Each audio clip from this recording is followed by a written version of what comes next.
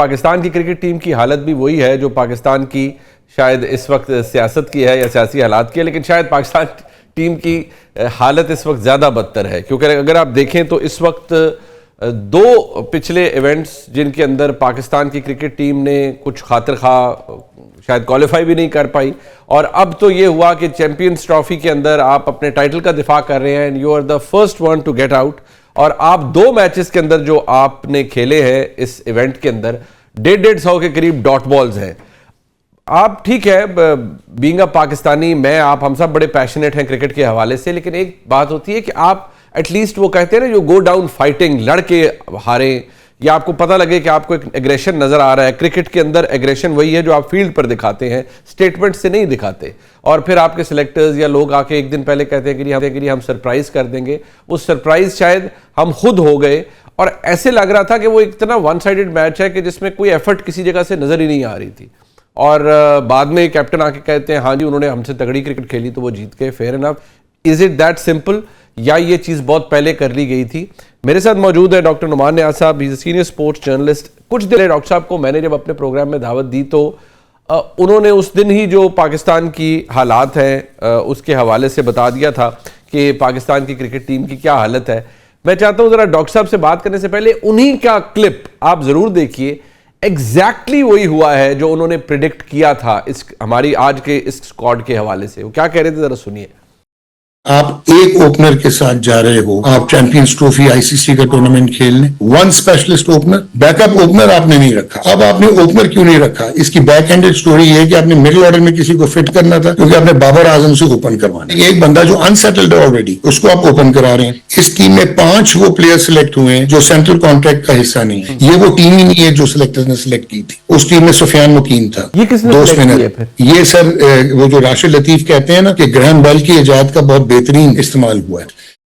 Doctor साहब, वैसे तो बीइंग अ पाकिस्तानी हमें हर दफ़ा ये रियलिटी एडमिट करते हुए शायद तकलीफ होती है, but I would not shy away from admitting this reality कि जो आपने कहा था here we are today sir, एक बड़ी होपलेस किस्म की परफॉर्मेंस थी। But where do we go from here? Doctor साहब, मैं तो बैसियत एक आम पाकिस्तानी के बड़ा डिसइल्यूजन्ड हूँ। आई एम ऑल्सो डिसइल्यूजन्ड, और मैं भी बड़ा गटेड हूँ, और उसका रीज़न ये है कि we are going nowhere.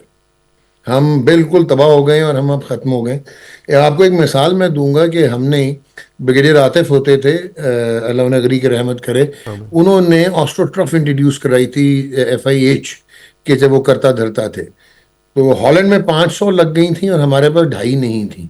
And eventually हमारी वो जो एक नीश होती थी ग्रास हॉकी, वो ख़त्म हो गई। वेस्ट जो है वो बहुत आगे चला गया, बिकॉज वो साइंटिफिक है, वो मेथोडिकल है। क्रिकेट में it is a case of misplace priorities.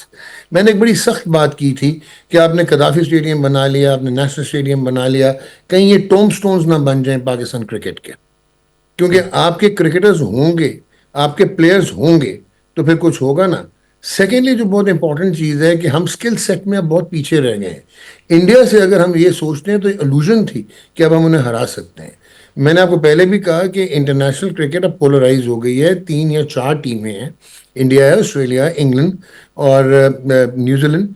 ये आगे निकल गए हैं, ये मेथोडिकल क्रिकेट खेलते हैं, प्रोसेस ड्रिवन क्रिकेट खेलते हैं, और ये एक साइंटिफिक वे से बैलेंस्ड आउटलुक के साथ आते हैं। उनकी फिटनेस है, उनकी मेंटल फिटनेस है, उनकी अप्रोच है, और उनके रोल्स हैं, वो रोल्स डिफाइंड हैं। हम लोगों के यहाँ इंटेलेक्चुअल डिसऑनेस्टी है, हम लोगों के यहाँ प्रायोरिटी है नहीं।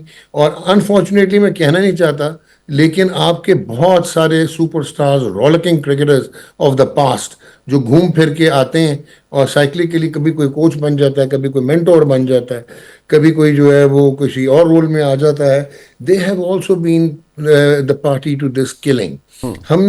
हम पीछे रह गए हैं। हमें मान लेना चाहिए कि मॉडर्न क्रिकेट जो है वो अब एज क्रिकेट से, टीयर क्रिकेट से आपको टूल्स को इंटीग्रेट करके प्रोसेस ड्रिवन बायोमैकेनिकल एनालिसिस के साथ चलेंगे। आपके कोच कह रहा है मैच से पहले कि जी हमारे फास्ट बॉलर्स वर्ल्ड बेस्ट हैं। और यार कौन से बेस्ट हैं? मतलब कि 50-50, 55-55 की तो उनकी एवरेज रही है। ये जो है जब रिहेबिलिटेट आप कर नहीं सके, again a case of misplace priorities कि आप समझते हैं ब्रांडिंग हो गई, मार्केटिंग हो गई, स्टेडियम बन गए, मेंटोरशिप हो गई, चैंपियंस लीग हो गई, तो ये आप क्रिकेट डेवलप कर रहे हैं। नो, आजकल की जो ज़रूरत है वो वर्कलोड मैनेजमेंट है, वो प्रॉपर रिहेबिलिटेशन है, इंजरी प्रिवेंशन है, बायोमैकेनिकल एनालिसिस है, प्लेयर्स को शिफ्टिंग है, प्लेयर्स को रिक्वायर्ड प्लेयर्स। अब आप देखो, सचिन रविंद्रा इंजर्ड होता है वर्ल्ड कप में, जब उसने अपना डेब्यू किया, वर्ल्ड कप डेब्यू में 100 किया, अभी उसको अब मौका मिला, वापस आता है, प्रोसेस ड्रिवन है, रिहेबिलिटेट होके आया, टाइम लिया, उसने फिर 100 कर दिया। तो Munib, at the end of the day story is of total dismay. जब आपके ब्यूरोक्रेट्स क्रिकेट को रन करने की कोशिश करेंगे, आपकी एक क्रिकेटिंग ब्यूरोक्रेसी बन जाएगी, आपके कमिश्नर्स क्रिकेट को रन करेंगे, आपका जो फर्स्ट क्लास क्रिकेट लड़का खेला ना हो वो नेशनल सेलेक्टर होगा, तो क्या आप मेरे से क्या चाहते हो यार? मैं इसलिए कह रहा हूँ डॉक्टर साहब क्योंकि naturally you understand the game in the sense कि आपने इसको बड़ा चीज़ों को घोल के भी पिया हुआ है, बट प्रॉब्लम ये है कि जब हम ये बात करते हैं कि वो चीज़ें, वो टीम्स जिनका जिक्र आपने किया, चले हम इंडिया, ऑस्ट्रेलिया, इंग्लैंड, न्यूजीलैंड की बात करते हैं कि वो बड़े मेथोडिकल है, उनकी अप्रोच और है। हमारा सिर्फ प्रॉब्लम रिसोर्सेज का है या कोई ऐसी चीज़ हमें रोक रही है? क्योंकि ये तो नहीं है ना कि हमारे ऊपर कोई एक नई चीज़ डॉन हुई है कि नहीं, मॉडर्न डे क्रिकेट भी एक नई चीज़ है और हमें we are taken by surprise कि अच्छा ये कुछ नया हो गया। ये तो डेवलप होती रही है ना over the period of time. मेरे जैसा आम पाकिस्तानी जो गेम को सिर्फ देखने की शौक रखता है, उसको लगता है कि यार मैं ये हर दफा देखता हूं, ये इंग्लैंड का कोई नया प्लेयर आता है वो ऐसा पागलों की तरह हिटिंग करता है कि समझ ही नहीं आती। कोई न्यूजीलैंड से कोई आ जाता है, कोई एबी डिविलियर्स पैदा हो जाता है, वो हमारे यहां नहीं होता। I don't know why. Munib, बहुत ही आपने डीप क्वेश्चन किया और बहुत अच्छा क्वेश्चन किया। अब देखें, बात बड़ी सिंपल सी है कि एक तो यहाँ पे रेजिस्टेंस टू चेंज है और इनहेरिट इनसिक्योरिटी है कि मेरी नौकरी ना चली जाए, मैं एक्स प्लेयर है गया, मैं चैंपियन है गया। अब मुझे बताएं, आपने पावर हिटर्स कैसे जो है ये अब्दुल रज़ाक को 50 करके दे दिए कि आप पावर हिटर बना दें? यार मुझे बताएं, क्या अब्दुल रज़ाक को पावर हिटिंग की कॉन्सेप्ट है? खुद वो बहुत बड़ा हिटर था, बहुत बड़ा ऑलराउंडर था, लेकिन क्या उसको पता है कि कोर की डायमेंशंस कितनी होती हैं, कोर प्रेशर कितना होता है, लीवर्स कैसे बनाए जाते हैं, एक्सटेंशन कैसे होती है? ये सारे बायोमैकेनिकल चीज़ें हैं। ये जो अभी आपने बात की है, ये लियाम लिविंगस्टन हो गया या ये ऑनरे क्लासन हो गया, ये मल्टी डिसिप्लिनरी अप्रोच के साथ इन्होंने अपनी गेम को, इनोवेशन जो है वो स्किल सेट है, वो इन्होंने प्रैक्टिस के साथ डेवलप किया और उनको।